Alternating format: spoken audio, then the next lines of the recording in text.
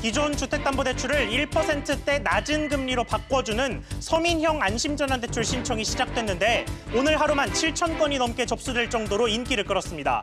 신청이 너무 많아지면 어떤 기준으로 대출자를 선별하는지, 또 이번 전환대출 혜택을 못 받는 사람들은 어떻게 되는 건지 알아봤습니다.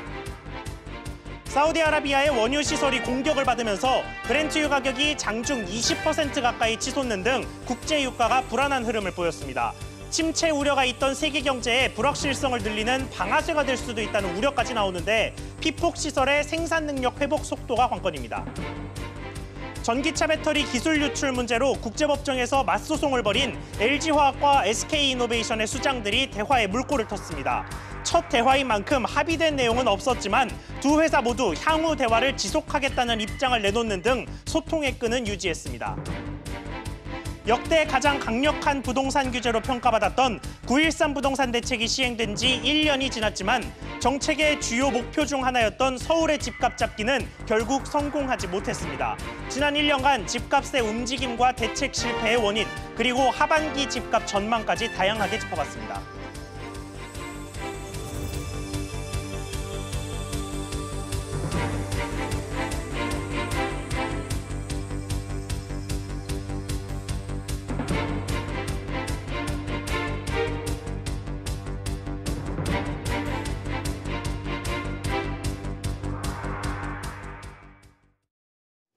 여러분 안녕하십니까? 연 1%대의 저렴한 금리로 기존 주택담보대출을 바꿀 수 있는 서민형 안심전환대출이 오늘부터 신청을 받기 시작했습니다. 금리가 저렴한 만큼 은행 창구와 온라인 홈페이지에 신청 문의가 쏟아졌는데요. 먼저 정인아 기자가 오늘 하루 대출 현장을 살펴봤습니다. 서울 시내의 한 시중은행입니다. 대출 담당 직원들이 쉴 새 없이 고객들에게 대출 상담을 하고 있습니다. 창구 뒤 대기의자는 상담 순서를 기다리는 고객들로 빼곡히 찼습니다. 서민형 안심전환대출을 문의하러 온 고객들로 대출 창구는 오늘 하루 종일 북새통을 이뤘습니다. 7월 달에 집을 이사하면서 한 1억 정도 사채 빚을 썼는데 그걸 갚기 위해서 저렴한 이자라고 해서 한번 신청 한번 해보려고 왔습니다. 온라인 신청을 받는 한국주택금융공사 홈페이지는 한때 홈페이지 접속이 어려울 정도로 대출 신청자들이 한꺼번에 몰리기도 했습니다. 안심전환대출은 변동금리나 준고정금리 주택담보대출을 연 1%대의 고정금리 대출로 전환해주는 정책 금융상품으로 이달 29일까지 신청을 받습니다. 신청 첫날에만 총 7,222건, 약 8,300억 원 규모의 대출 신청이 접수됐는데 금리 혜택이 크다 보니 첫날부터 신청자가 몰린 것으로 풀이됩니다. 금융당국은 대출 전환 대상 선정 기준이 선착순 접수가 아닌 만큼 주택 가격과 소득 등 신청 자격 조건을 꼼꼼히 따진 뒤에 신청 여부를 결정할 것을 조언하고 있습니다. SBS CNBC 정인아입니다. 안심전환대출이 이렇게 인기가 많은 건 아무래도 1%대의 저렴한 금리겠죠. 혹시 선착순 접수인 줄 알고 마음이 조급한 분들이 있으시다면 신청 기간 안에만 접수하면 되니까 걱정하지 않으셔도 됩니다.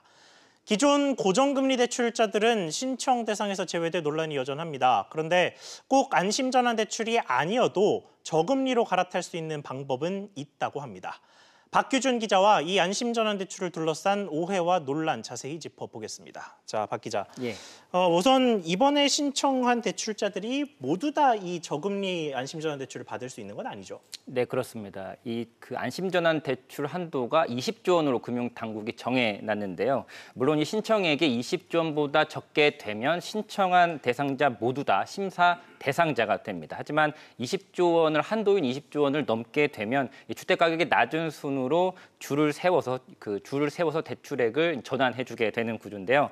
예를 들어서 주택 가격이 이 상한선인 9억 원 대출자인 경우에 상대적으로 후순위에 있기 때문에 신청 금액이 한도인 20조 원을 그 전에 다 가득 채웠다고 하면 대출 심사 대상에서 탈락할 가능성이 상대적으로 높다고 봐야 됩니다. 그렇군요. 이 대출 심사 대상자로 확정이 됐다고 해도 이들이 모두 전환 대출로 최종 승인이 되는 것은 아닙니다. 심사 과정에서 연체가 드러난다든지 된다든지 또 소득이 기준선을 넘게 되는 경우에는 탈락할 수도 있습니다. 그리고 이번 안심전환 대출은 선착순 접수가 아니라는 점도 거듭 말씀드립니다.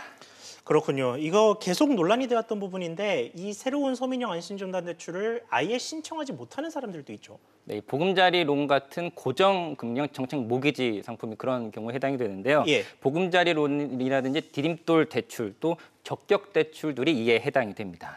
그런데 이 상황을 놓고 이게 역차별이 아니냐 뭐 이런 식의 논란이 좀 계속되고 있잖아요. 그래서 금융당국도 대책을 마련하겠다고 한 걸로 아는데 뭐 어떤 대책이 나오고 있습니까? 네, 뭐 대책을 마련하겠다고는 했는데 취재 과정에서 금융위에 물어보니 현재로서는 뭐 확정된 대책은 없다 이렇게 이야기를 했습니다. 예. 다만 금융위원회는 이 기존의 보금자리로라든지 디딤돌 대출로 받은 차주들 같은 경우에는 이번 전환 대출로 이렇게 대상은 안 되지만 같은 상품에 최근 금리로 갈아탈 수 있다고 설명을 하고 있습니다. 예. 이 상품들은 매달 금리가 바뀌는데요. 이 보금자리 론의 경우에 이달, 그러니까 9월 달에 적용되는 금리가 최저 2.0%로 떨어졌거든요. 그러니까 이 가입자 같은 경우에 수년 전에 3%대로 보금자리 론을 빌렸다고 하면 당장 2%대 금리의 이 보금자리 론으로 갈아탈 수가 있는 겁니다. 예. 또 경우에 따라서는 최근 이번에 나온 안심전환 대출 금리보다 더 저렴한 경우도 있다고 금융위는 설명했습니다. 다만 이 보금자리 론이라든지 디딤돌 대출이 주택가격 요건이 6억 원 이하이기 때문에 6억 원 초과에서 9억 원 이하의 주택에 해당되는 차주에 대해서는 별도의 지원책을 검토하고 있다고 금융위원회는 설명했습니다. 그렇군요. 박 기자 이야기 잘 들었습니다. 다음은 사우디아라비아 원유시설 피격 소식으로 이어가겠습니다. 원유 수급 타격이 우려되면서 국제유가가 100달러까지 치솟을 수 있다는 우려까지 나오고 있습니다. 정부도 대책 마련에 나섰습니다. 먼저 오늘 유가를 둘러싼 상황을 이한나 기자가 정리했습니다. 국제유가가 한때 20% 가까이 폭등했습니다. 오늘 싱가포르 거래소에서 브렌트유 선물 가격은 장 초반부터 배럴당 19.5%나 오른 71.95달러까지 치솟았습니다. 일간 상승률로는 1991년 이후 최고 수준입니다. 미국 트럼프 대통령은 전략 비축유 방출을 승인했습니다. 미국의 전력 비축유 규모는 6억 6천만 배럴 정도로 추산됩니다. 우리 정부도 석유 수급 대책 회의를 열고 비축유 방출 등 대책을 논의했습니다. 수급 상황이 악화될 경우 정부 및 민간이 보유하고 있는 비축유를 방출하는 등 국제 수급 안정을 위해 최선의 노력을 다할 계획입니다. 이런 가운데 로이터 통신은 사우디 시설 복구 속도에 따라 국제유가가 배럴당 100달러까지 오를 수 있다며 사우디 의존도가 높은 동아시아 국가들이 직격탄을 맞을 수 있다고 전망했습니다. 지난해 우리나라가 수입한 사우디산 원유는 전체 원유 수입량의 29%로 가장 높은 비중을 차지하고 있습니다. 전문가들은 당분간 국제유가가 불안한 흐름을 이어갈 것으로 보고 있습니다.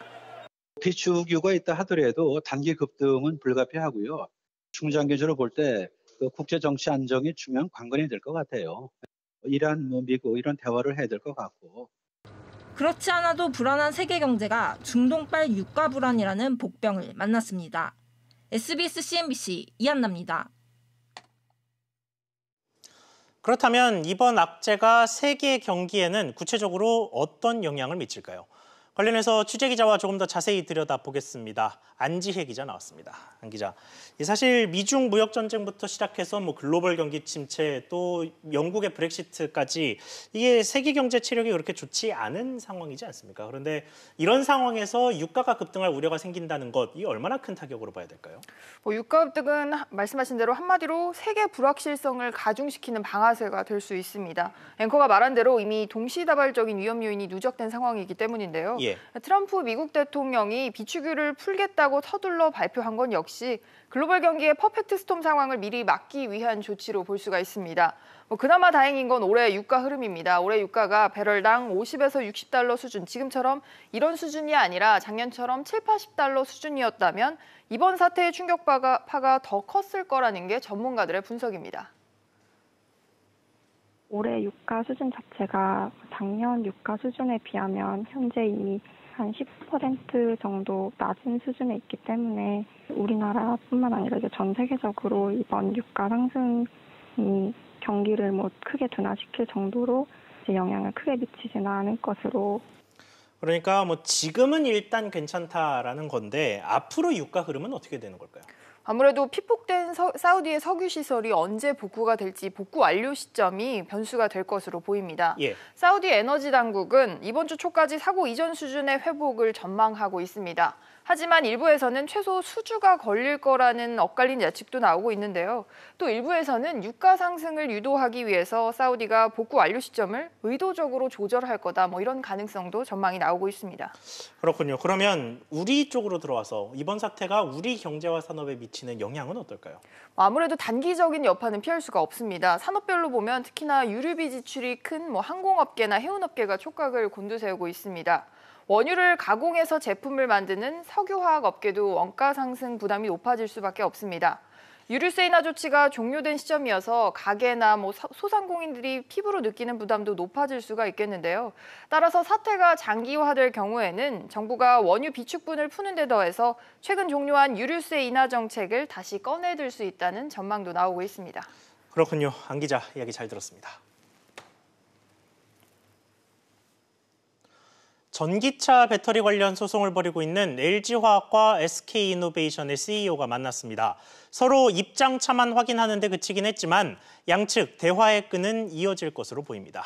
두 회사 대화 상황을 정윤형 기자가 전해드립니다. 신학철 LG화학 부회장과 김준 SK이노베이션 총괄사장이 비공개로 만났습니다. LG화학이 SK이노베이션을 전기차 배터리와 관련해 영업비밀 침해로 제소한 지 5개월 만입니다. 양측 최고 책임자가 만난 만큼 진전된 대화가 이루어질 수 있다는 전망도 나왔지만 합의에 이르진 못했습니다.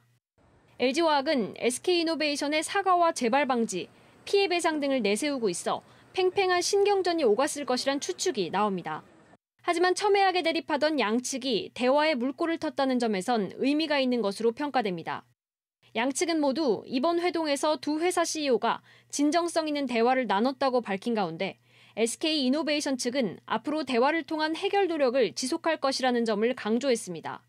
전 세계 배터리 시장을 보면 경쟁이 상당히 치열한 상황입니다. 현재는 갈등을 겪고 있는 LG화학과 SK이지만 서로 협상을 통해서 빠르게 마무리하고 세계 시장에서 나갈 수 있도록 그렇게 협의가 되지 않을까. 한편 이번 회동이 성사되기까지 산업통상자원부의 조율이 있었던 가운데 향후에도 중재 역할을 지속할 것으로 보입니다. SBS CNBC 정윤영입니다. 우리 정부가 이번 주 목요일 전에 일본을 수출 우호 국가, 이른바 화이트리스트에서 제외할 것으로 보입니다. 오정인 기자가 보도합니다. 정부는 일본의 반발에도 불구하고 예고대로 이번 주 안으로 일본에 대한 화이트리스트 배제를 시행할 계획입니다. 착구성 같은 거는 뭐 다 끝났고 관보 개제 요청 해가지고 관보에 게재되는 날부터 시행이거든요. 수요일, 목요일 요 사이에 시행이 되지 않을까. 기존에는 전략물자 수출 지역이 가와 나 지역으로 분류돼 있었습니다. 그러나 이번 개정안에 따라 가 지역이 1, 2로 세분화되고 이때 일본을 가의 2지역으로 구분하겠다는 겁니다. 이렇게 되면 일본으로의 포괄 수출 허가가 원칙적으로 금지되고 개별 수출 허가 절차가 까다로워집니다. 일각에선 이번 개정안 시행이 WTO 제소에 불리하게 작용될 수 있다는 지적도 나오지만 정부는 일본과 같은 정치적 목적이 아니라는 점을 분명히 하고 있습니다. 또 일부에서는 우리 중소기업의 부담이 늘 수 있다는 지적도 있습니다. 우리 기업들한테는 수출할 때 수출 관련되는 서류가 늘어나기 때문에 중소기업들한테는 특히 부담이 될 수밖에 없습니다. 우리 정부가 WTO 제소에 이어 화이트리스트 배제를 시행함으로써 일본의 반발이 어떤 식으로 나타날지 주목됩니다. SBS CNBC 오정인입니다. 이번엔 지난해 발표됐던 9.13 부동산 대책의 1년을 되짚어 보겠습니다.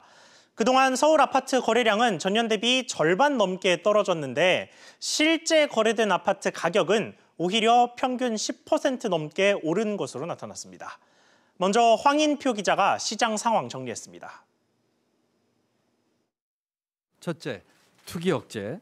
둘째, 실수요자 보호. 셋째, 맞춤형 대책이라는 3대 원칙에 입각하여 투기와 집값은 끝까지 잡겠다는 각오로 이번 대책을 마련했습니다.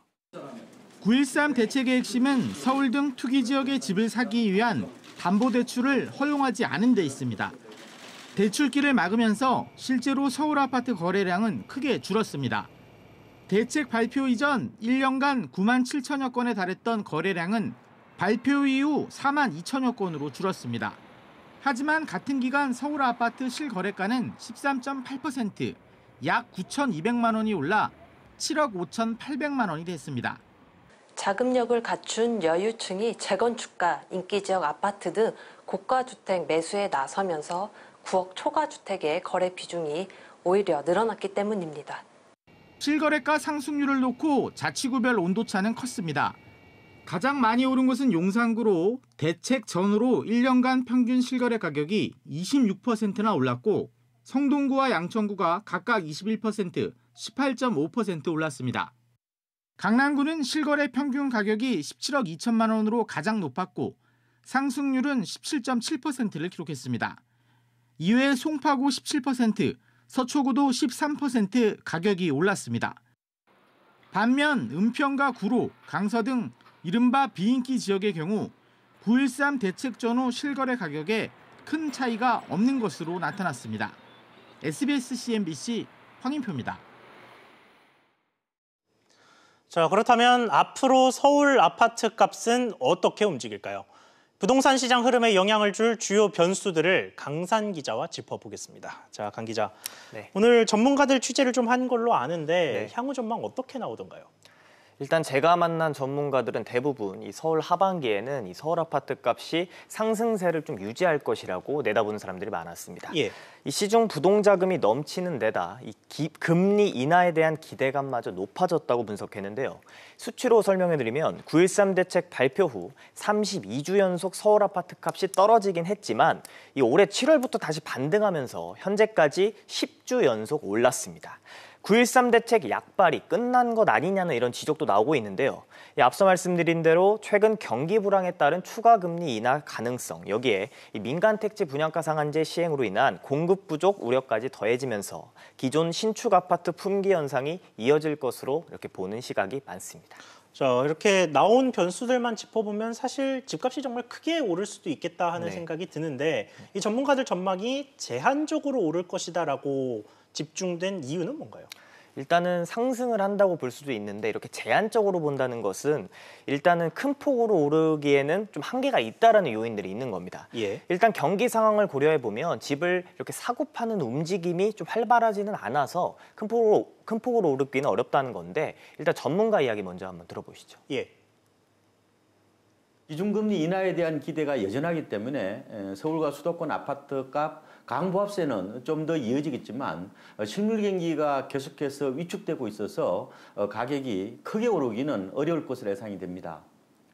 여기에 이제 근거로 다시 이렇게 좀 덧붙일 수 있는 게 오늘 이 국토연에서 하나 자료가 나왔습니다. 이게 지난달 서울의 주택 매매 시장 소비 심리 지수가 나왔는데요. 이 134.1로 7월보다 3.7포인트가 떨어졌습니다. 이 8월 말의 수치인데요. 이 기준선인 100을 넘으면 가격 상승이나 거래 증가를 전망하는 소비자와 중개업자들이 더 많다는 뜻인데 4개월 만에 처음으로 지수가 떨어졌다는 점에서 시장 분위기가 좀 다소 꺾였다고 해석할 수가 있습니다. 그렇군요. 변수들은 상승을 부추기고 있는데 오히려 심리지수는 최근 좀 떨어졌다. 이렇게 정리가 되는데 다른 시장으로 좀 넘어가 보죠. 전세 시장 전망은 어떻습니까? 일단 전세 시장도 비슷합니다. 좀 상승은 하겠지만 좀 소폭 상승할 것이란 이런 시각이 많았는데요. 일단은 10월에 이사철이 모이고 있고 또 민간 택지 분양가 상한제 시행으로 인해서 이 전세로 눌러앉는 이른바 좀 대기 수요가 늘면서 상승 움직임이 이어질 전망으로 보이고 있습니다. 하지만 올해 서울 아파트 입주량을 보면 큰 폭으로 오르진 않는다라는 그런 게 근거가 될 수가 있는데요. 11년 만에 최대인 4만 3천 가구인 점을 감안했을 때 역시 큰 폭으로 오르진 않을 것이란 관측에 힘이 실리고 있습니다. 그렇군요. 강 기자 이야기 잘 들었습니다. 오는 11월부터 올해 종합부동산세가 고지됩니다. 종부세 과세 대상자라면 자신이 소유한 부동산 중에 비과세 대상은 없는지 확인을 하고 이달 말까지 관할 세무서에 신고해야 세금 징수를 면할 수 있습니다. 류정훈 기자가 자세히 설명해 드립니다. 올해 종합부동산세 비과세 대상은 모두 32만여 명. 국세청은 비과세 대상자들에게 이달 말까지 종부세 합산배제를 신고할 것을 당부했습니다. 종부세 합산배제 신고란 납세자가 가지고 있는 주택 혹은 토지 중 종부세 요건에 해당하지 않는 부동산을 신고해 과세를 면하는 절차입니다. 과세 기준일인 6월 1일을 기준으로 지자체와 세무서에 임대사업자로 등록한 실소유 임대주택이거나 사원용 주택, 기숙사, 미분양주택 등이 비과세 대상입니다.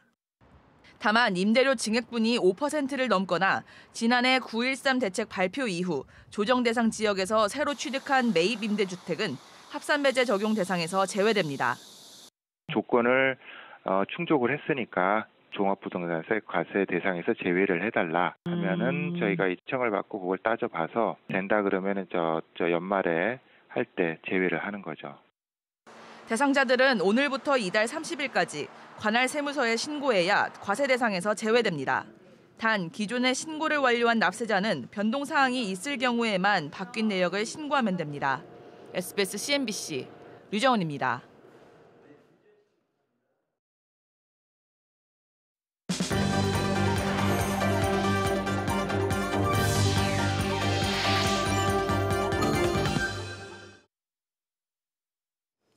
원자력안전위원회가 라돈이 검출된 베개와 여성 속옷, 소파업체 8곳의 제품을 수거했습니다.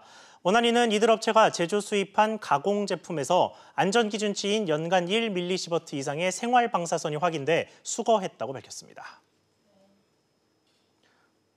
올 상반기 보이스피싱 신고 건수가 12,900여 건으로 지난해보다 크게 줄었습니다. 신고 감소는 피해자들이 직접 금융회사에 지급정지 신청을 한 건수가 늘었기 때문으로 분석됩니다. 금감원은 보이스피싱 사기 범죄는 갈수록 지능화되고 있다며 휴대폰에 출처를 알 수 없는 앱은 설치하지 말라고 당부했습니다. 현대자동차가 미국 앨러베마 공장에 약 3억 달러를 추가 투자할 예정입니다. 외신에 따르면 현대차는 지난 10일 앨러베마 생산법인의 설비 개선을 목적으로 미국 몽고메리 지역 상공회의소를 통해 2억 9,300만 달러를 투입하겠다는 뜻을 밝혔습니다. 중소기업에 취업한 사회초년생들의 목돈 마련을 돕는 청년 내일 채움 공제에 올해도 신청자가 몰려들며 조기 마감됐습니다. 올해 하반기에 취업한 청년들은 내년을 기다려야 하는 상황인데 신청 기한이 입사 후 3개월로 제한돼 있습니다.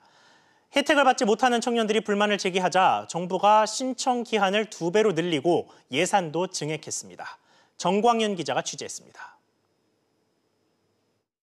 온라인 구직 카페에 취직을 내년으로 미룰지 고민 중이라는 게시글들이 올라왔습니다. 심지어 올해 말까진 계약직 형태로 고용해달라고 회사 측에 요청한 경우도 있습니다. 이 글을 올린 구직자들은 모두 청년 내일 채움 공제를 신청하려는 청년들입니다. 청년 내일 채움 공제는 중소기업에 취업한 신입사원이 2년간 300만 원을 납부하면 1,600만 원의 목돈으로 만들어 돌려주는 청년 취업 지원 사업으로 신청자들이 몰리면서 올해 편성된 예산이 일찌감치 소진됐습니다. 내년 신청을 기다려야 하는 상황인데 문제는 신청 기한이 입사 후 3개월로 제한돼 있어 올 하반기 입사자들은 신청조차 하지 못할 수도 있다는 겁니다. 1,600만 원을 길가에서 줄 수는 없는 돈이잖아요. 지금 좀 더 준비를 하고 차라리 내년에 혜택을 받을 수 있는 방안으로 움직였을 것 같아요. 정부는 신청 기한을 6개월로 2배 늘리는 방안을 검토하고 있습니다. 신청 기한이 6개월로 늘어나면 올해 7월 입사자도 내년 청년 채움 공제를 신청할 수 있습니다. 19년도 하반기 취업자도 20년에 가입이 가능한 걸로 현재 제도 개선안은 되어 있고요. 정부는 내년 청년 내일 채움 공제 예산을 2천억 원가량 추가 편성하고 지원 형태를 2년형으로 통합해 14만 명을 신규 지원할 계획이라고 밝혔습니다. SBS CNBC 정광윤입니다.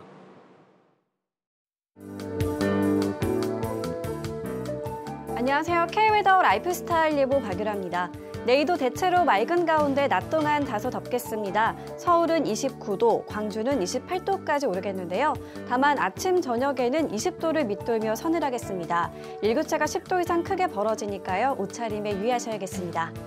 공기질은 깨끗합니다. 전국의 먼지 농도 좋음 단계를 보이겠는데요. 실내 환기 및 바깥 활동을 하기 좋겠습니다. 다만 강한 자외선에 주의가 필요합니다. 보통 가을볕은 보약이라고 해서 장시간 쬐는 경우가 많은데요. 하지만 지나치게 노출될 경우 피부 및 안구에 손상이 갈 수 있어 조심해야 합니다. 되도록 산책은 오전 10시에서 오후 2시 사이에 해주시는 게 좋은데요. 적절한 볕은 비타민 D와 멜라토닌 향상에 도움을 줘 우울한 기분을 날릴 수 있다고 하니까요. 참고하시면 좋겠습니다. 중부지방 대체로 맑겠지만 중북부는 밤에 가끔 구름의 양이 늘겠습니다. 낮 기온 서울 29도, 대전 28도로 다소 덥겠습니다. 동해안 지방 대체로 맑은 하늘이 예상됩니다. 낮 최고기온 강릉과 속초 24도로 선선하겠습니다. 남부지방 대체로 맑은 가운데 일교차가 크겠습니다. 아침, 저녁에는 서늘하지만 낮에는 28도 선까지 오르는 등 늦더위가 이어지겠습니다.